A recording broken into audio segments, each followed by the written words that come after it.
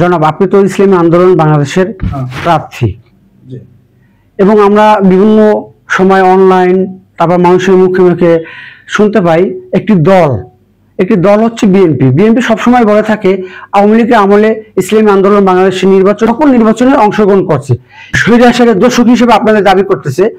এটা যুক্তি কতটুকু? আসসালামু আলাইকুম রহমতুল্লাহ। আমরাও দেখতে পাচ্ছি একটি দল প্রায় এই প্রশ্নগুলো করে বেড়াচ্ছে যে ইসলামী আন্দোলন বাংলাদেশ স্বৈরাচারের দোসর।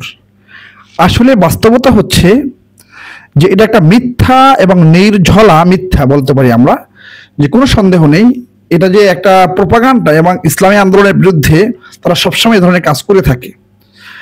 বাস্তবতা হচ্ছে 2014 নির্বাচন আপনি দেখেন, ইসলামী আন্দোলন বাংলাদেশ অংশগ্রহণ করেনি, বিএনপি করেনি, আমরাও করিনি। 2018 নির্বাচনে শেখ হাসিনা সবাইকে ডাকলেন যে আমি বঙ্গবন্ধু কন্যা, আসুন আপনারা আমার সাথে বসুন এবং বসে একটা আস্থা আমি আপনাদের কথা দিচ্ছি সুষ্ঠু নির্বাচন হবে। সেখানে কিন্তু মিটিং করেছে, গণভবনে গিয়েছিল বিএনপির দায়িত্বশীলরাই, বিএনপির নেতারাই গিয়েছিল, কিন্তু একমাত্র ইসলামী আন্দোলন বাংলাদেশ শেখ হাসিনার কোনো আহ্বানে যায়নি। ইসলামী আন্দোলন বাংলাদেশ আওয়ামী লীগের কোনো আহ্বানে কোনো বৈঠকে অংশগ্রহণ করেনি। তো যারা বলে দোসর কারা? যারা অংশগ্রহণ করেছে 18 সালে করেছে, সেই বৈঠক করার পরে 18 সালে তারপর তারা নির্বাচনে অংশগ্রহণ করেছে বিএনপি। ইসলামী আন্দোলনও ঘোষণা দিয়েছিল যে আমরা এই নির্বাচন করব না, কিন্তু বিএনপি নির্বাচন যখন করেছে তখন দলীয় স্বার্থে আমাদেরও নির্বাচন করতে হয়েছে। এরপর 24 নির্বাচনে বিএনপি যায়নি, আমরাও যাইনি। প্রশ্ন হচ্ছে স্থানীয় নির্বাচনগুলো এর মাধ্যমে কোনো সরকার পরিবর্তন হয় না। স্থানীয় নির্বাচনে আমরা গিয়েছি, বিএনপিও গিয়েছে।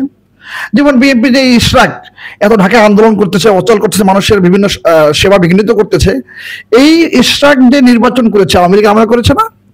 এই যে শাহাদাত চট্টগ্রামে মেয়র হয়েছে আদালতের নির্দেশে, সে আওয়ামী লীগ আমরা নির্বাচন করেছে না?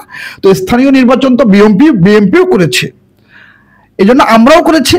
কেন? আমাদের দলীয় স্বার্থে দলীয় প্রচার। কিন্তু যেহেতু স্থানীয় নির্বাচনের মাধ্যমে সরকার পরিবর্তন হয় না, এতে অংশগ্রহণ করতে কোনো সমস্যা নেই। কিন্তু আমরা জানি কারা বঙ্গভবনে গিয়ে সরকারের সেই কি বলে হালুয়া রুটি, সরকারের সেই মিষ্টান্ন খেয়ে এসেছিল। আমরা খাইনি, আমরা যাইনি কখনো। আমরা বলতে পারি একমাত্র ইসলামী আন্দোলন বাংলাদেশ যে এই আওয়ামী লীগের পাতানো কোনো আলোচনা, বৈঠকে, সমঝোতা স্মারকে ইসলামী আন্দোলন কখনোই অংশগ্রহণ করেনি, চ্যালেঞ্জ করে বলতে পারি।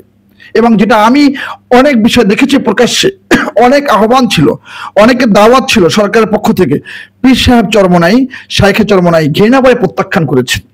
সুতরাং স্বৈরাচারের দোসর বললে তাদেরকে বলা যেতে পারে যারা নির্বাচনগুলোতে অংশগ্রহণ করেছে, সরকারের সাথে বৈঠক করেছে, যেটা বিএনপিও করেছে। সুতরাং ইসলামী আন্দোলন বাংলাদেশকে এভাবে অপবাদ দেওয়া, এটা এক ধরনের তহমত যে ইসলামী আন্দোলন বাংলাদেশ কখনোই এককভাবে আওয়ামী লীগ সরকারের সাথে জাতীয় নির্বাচনগুলোতে অংশগ্রহণ করেনি। বিএনপি করেছে, ইসলামী আন্দোলনও করেছে। স্থানীয় নির্বাচন এই বিষয়টা ভিন্ন ছিল, যেহেতু স্থানীয় নির্বাচনের মাধ্যমে সরকার পরিবর্তন হয় না, সেখানেও বিএনপি অংশগ্রহণ করেছে, আমরা অংশগ্রহণ করেছি। এটার কারণে তো দোষর হতে পারে না। দোষর হলে যারা গণভবনে বৈঠক করেছে তারা দোষর হবে। আপনাকে ধন্যবাদ।